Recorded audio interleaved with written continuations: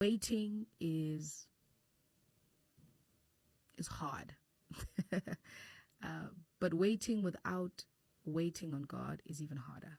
We cannot do the waiting well if we're not rooted in God. And I think the first place I would say is, check your relationship with God. I think oftentimes we want to do things out of our own strength and neglect our relationship with God. We're so busy doing things for God that we have no time for Him.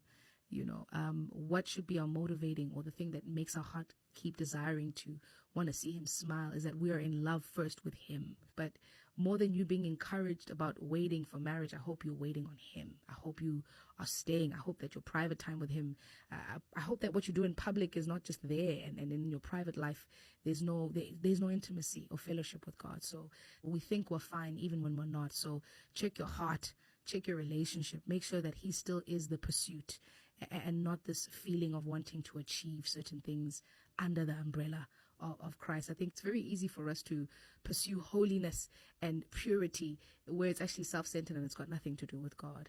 It's just a tick on your box. So be careful of that. And if you're trying to find your way back to God, don't look at us. We're not the benchmark. Christ is, and I think oftentimes what happens in spaces like this and conversations like this is that the attention is drawn to those of them who have done it. They are the ones who have conquered. We haven't. It's by God's grace. We need Him every day like you need Him.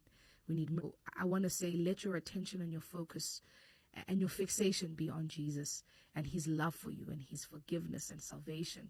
And out of that love, you allow Him to transform you.